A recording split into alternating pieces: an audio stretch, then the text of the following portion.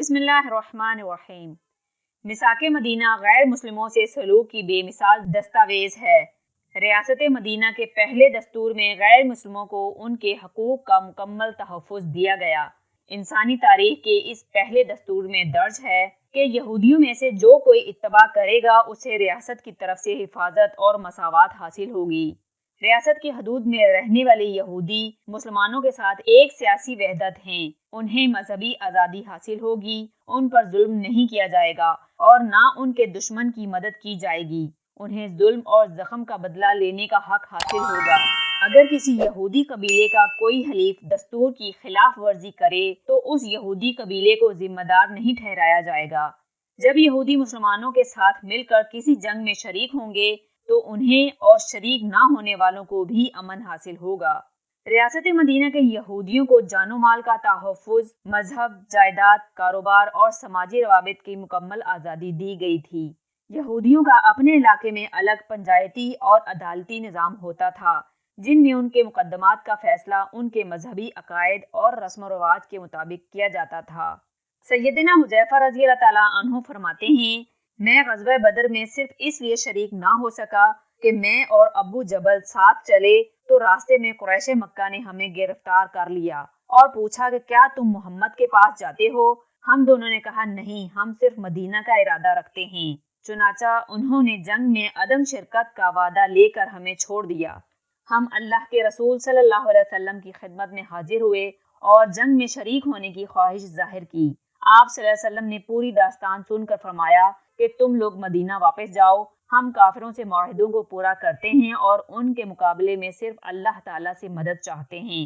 غیر مسلموں کے ساتھ انصاف کرنے اور ان کے ساتھ حسن سلوک سے پیش آنے کے بارے میں حضور اکرم صلی اللہ علیہ وسلم نے فرمایا، خبردار اگر کسی شخص نے غیر مذہب رعیت پر ظلم کیا یا اس کی تنقید کی یا اس کو اس کی طاقت سے زیادہ تکلیف دی یا اس کی مرضی کے خلاف کوئی شے لی تو میں اس کی طرف سے قیامت کے روز جھگڑوں گا۔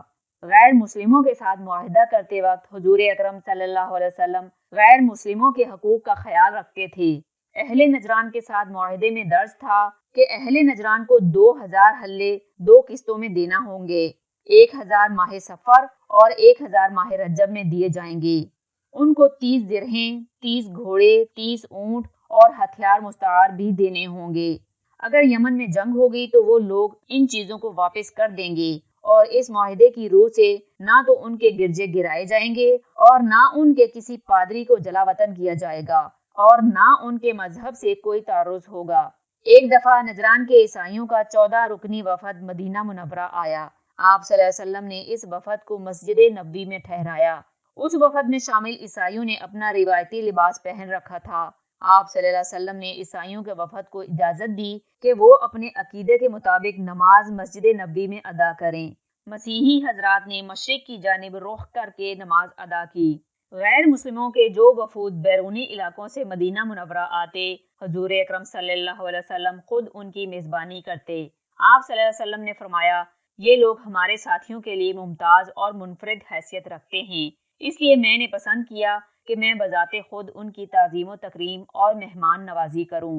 ایک مسلمان نے ایک اہل کتاب کو قتل کر دیا۔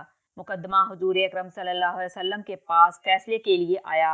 آپ صلی اللہ علیہ وسلم نے فرمایا کہ میں اہل ذمے کا حق ادا کرنے کا سب سے زیادہ ذمہ دار ہوں۔ چنانچہ آپ صلی اللہ علیہ وسلم نے قاتل کے بارے میں قتل کرنے کا حکم دیا اور اسے قتل کر دیا گیا۔ فتح مکہ کے موقع پر ایک انصاری کمانڈر سعد بن عبادہ نے ابو سفیان سے کہا، آج لڑائی کا دن ہے، آج کفار سے جی بھر کر انتقام لیا جائے گا۔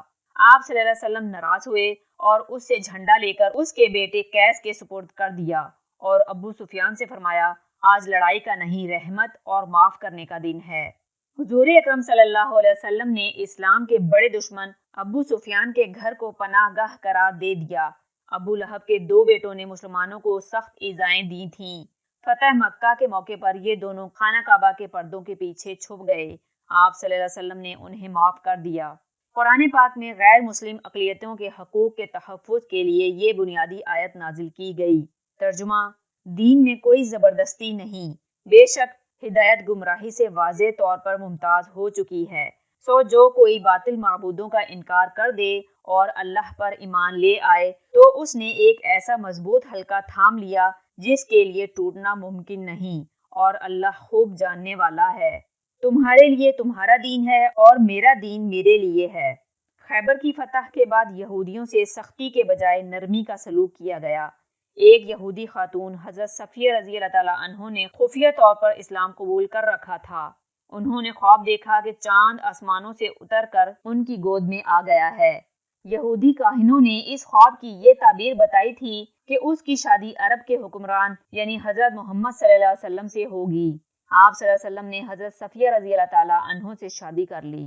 اس شادی کے بعد یہودیوں کو سرکاری زمینوں کے مزارعین کی حیثیت سے خیبر میں رہنے کی اجازت دے دی گئی۔ ہجرت مدینہ کے بعد جب مکہ میں قحط پڑا تو آپ صلی اللہ علیہ وسلم نے قریش کی مالی معاونت فرمائی اور کھانے پینے کی اشیاء بھی روانہ فرمائیں، اور اس مشکل گھڑی میں 9 مسلم قبائل کو ہدایت فرمائی کہ وہ مکہ سے تجارت پر پابندی نہ لگائیں۔ آپ صلی اللہ علیہ وسلم نے کبھی غیر مسلموں کے بارے میں بد دعا نہ کی، حالانکہ کافروں نے آپ صلی اللہ علیہ وسلم کو ایذا پہنچانے سے کبھی دریغ نہ کیا۔ جب کبھی مسلمانوں اور یہودیوں کے درمیان حضرت موسیٰ علیہ السلام اور حضرت محمد صلی اللہ علیہ وسلم کی فضیلت کے بارے میں جھگڑا پیدا ہو جاتا تو آپ صلی اللہ علیہ وسلم مسلمانوں کو نرمی سے سمجھا دیتے کہ اس بحث سے گریز کریں۔ حضور اکرم صلی اللہ علیہ وسلم کا گشتی دستہ ثمامہ بن اسال کو گرفتار کر کے مدینہ لے آیا۔ ثمامہ نے آپ صلی اللہ علیہ وسلم کو قتل کرنے کا اعلان کر رکھا تھا۔ آپ صلی اللہ علیہ وسلم نے ثمامہ کو اسلام قبول کرنے کی دعوت دی۔ اس نے انکار کیا اور تاوان دینے پر راضی ہو گیا۔ آپ صلی اللہ علیہ وسلم نے اسے 3 دن تک تحویل میں رکھا۔ ثمامہ مسلسل اپنا مذہب تبدیل کرنے سے انکار کرتا رہا۔ آپ صلی اللہ علیہ وسلم نے کوئی معاوضہ لیے بغیر اسے رہا کر دیا۔ ثمامہ آپ صلی اللہ علیہ وسلم کے حسن سلوک سے بہت متاثر ہوا۔ مدینہ سے باہر آ کر ایک چشمے پر اپنے کپڑے دھوئے اور غسل کرنے کے بعد آپ صلی اللہ علیہ وسلم کی خدمت میں حاضر ہو کر بیعت کر لی۔ ایک روز حضور اکرم صلی اللہ علیہ وسلم اپنے صحابہ کے ساتھ تشریف فرما تھے۔ ایک یہودی مقررہ وقت سے پہلے آ گیا۔ اس نے آپ صلی اللہ علیہ وسلم کی چادر سختی سے کھینچی اور اپنا قرض واپس طلب کیا۔ حضرت عمر رضی اللہ تعالیٰ عنہ جوش میں آ گئے اور تلوار لہرانے لگے۔ اللہ کے رسول صلی اللہ علیہ وسلم نے حضرت عمر رضی اللہ تعالیٰ عنہ سے فرمایا، عمر، اس یہودی سے کہو اپنا قرض بہتر طریقے سے طلب کرے اور مجھے حسن ادائیگی کے لیے کہو۔ یہودی آپ صلی اللہ علیہ وسلم کا حسن سلوک دیکھ کر کہنے لگا، اے محمد صلی اللہ علیہ وسلم، اس ذات کی قسم جس نے آپ صلی اللہ علیہ وسلم کو حق سے نواز کر مبعوث فرمایا، میں اپنا قرض وصول کرنے نہیں آیا بلکہ اس لیے آیا تھا کہ آپ صلی اللہ علیہ وسلم کے اخلاق کا امتحان لوں۔ میں گواہی دیتا ہوں کہ اللہ کے سوا کوئی معبود برحق نہیں اور آپ صلی اللہ علیہ وسلم اللہ کے رسول ہیں۔ میں اپنا قرض مسلمانوں پر صدقہ و خیرات کرتا ہوں۔ فتح مکہ سے کچھ روز قبل حضور اکرم صلی اللہ علیہ وسلم کے داماد ابو العاص بن ربیع تجارتی قافلے کے ساتھ شام سے واپس مکہ جا رہے تھے۔ اسلامی گشتی دستے نے اس قافلے کا مال چھین لیا۔ ابو العاص بھاگ کر مدینے آ گئے اور اپنی بیوی اور اللہ کے رسول اللہ صلی اللہ علیہ وسلم کی صاحبزادی حضرت زینب کے گھر پناہ لے لی۔ آپ صلی اللہ علیہ وسلم نے اپنی بیٹی کو ہدایت فرمائی، ابو العاص کی رہائش کا اچھی طرح بندوبست کرو مگر وہ تمہارے قریب نہ آنے پائے، کیونکہ تم اس کے لیے حلال نہیں ہو، وہ کافر ہے، تم مسلمان ہو۔ حضرت زینب رضی اللہ تعالیٰ عنہ نے اللہ کے رسول صلی اللہ علیہ وسلم کو بتایا، ابو العاص اپنا مال واپس لینے آئے ہیں۔ آپ صلی اللہ علیہ وسلم نے مال چھیننے والوں کو بلایا اور ارشاد فرمایا، جیسے تم لوگ جانتے ہو کہ ابو العاص ہمارے رشتہ داروں میں سے ہے اور تم لوگوں نے اس کا مال چھینا ہے جسے اللہ تعالیٰ نے تمہیں بطور غنیمت عطا فرمایا ہے۔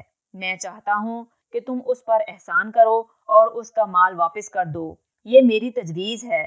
اگر تم انکار کرتے ہو تو اس مال کے زیادہ حقدار تم ہی لوگ ہو۔ صحابہ کرام رضی اللہ تعالیٰ عنہ نے خوش دلی کے ساتھ ابو العاص کا مال واپس کر دیا۔ عبد اللیل طائف کا رئیس تھا۔ اس کے خاندان نے آپ صلی اللہ علیہ وسلم پر اس قدر ظلم کیے تھے کہ آپ صلی اللہ علیہ وسلم نے حضرت عائشہ رضی اللہ تعالیٰ عنہ سے فرمایا کہ آپ کی زندگی کا سخت ترین دن طائف کا دن تھا۔ عبد اللیل طائف کا وفد لے کر مدینہ آیا۔ آپ صلی اللہ علیہ وسلم نے اس کے لیے مسجد میں خیمہ نصب کرایا۔ ہر روز عشاء کی نماز کے بعد اس سے ملنے جاتے اور اس کا بہت خیال رکھا۔ آپ صلی اللہ علیہ وسلم نے دشمن سے پیار کرنے کا عملی نمونہ پیش کر دیا۔ عبداللہ بن ابی ساری عمر منافق رہا اور ہمیشہ مسلمانوں کے خلاف سازشوں میں بڑھ چڑھ کر حصہ لیتا رہا۔ آپ صلی اللہ علیہ وسلم ہمیشہ درگزر فرماتے رہے۔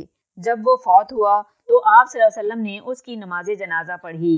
حضرت عمر رضی اللہ تعالیٰ عنہ نے اس کی حرکتوں کی جانب توجہ دلائی تو آپ صلی اللہ علیہ وسلم نے فرمایا، اگر مجھے اختیار دیا جاتا کہ میرے 70 دفعہ نماز پڑھنے سے اس کی مغفرت ہو سکتی ہے تو میں اس سے بھی زیادہ پڑھتا۔ آپ صلی اللہ علیہ وسلم نے جنگ موتا کے لیے لشکر روانہ کیا تو امیر کو وصیت فرمائی، جو لوگ اپنی عبادت گاہوں میں مصروف عبادت ہوں ان سے تعرض نہ کرنا، کسی عورت پر ہرگز ہاتھ نہ اٹھانا، کسی بوڑھے شخص کو نہ مارنا، سرسبز و شاداب درختوں کو نہ کاٹنا۔ غیر مسلموں کے ساتھ سلوک کے بارے میں اللہ تعالیٰ نے ارشاد فرمایا، کہو کہ ہم اللہ پر ایمان لائے اور جو کتاب ہم پر نازل ہوئی اور جو صحیفے ابراہیم علیہ السلام اور اسماعیل علیہ السلام اور اسحاق علیہ السلام اور یعقوب اور ان کی اولاد پر اترے اور جو کتابیں موسیٰ علیہ السلام اور عیسیٰ علیہ السلام اور دوسرے انبیاء کو پروردگار سے ملیں، سب پر ایمان لائے۔ ہم ان پیغمبروں میں سے کسی میں کچھ فرق نہیں کرتے اور ہم اس خدائے واحد کے فرما بردار ہیں۔ یہ لوگ جو کچھ کہتے ہیں ہمیں خوب معلوم ہے اور تم ان پر زبردستی کرنے والے نہیں ہو، پس جو ہمارے عذاب کی وعید سے ڈرے اس کو قرآن سے نصیحت کرتے رہو۔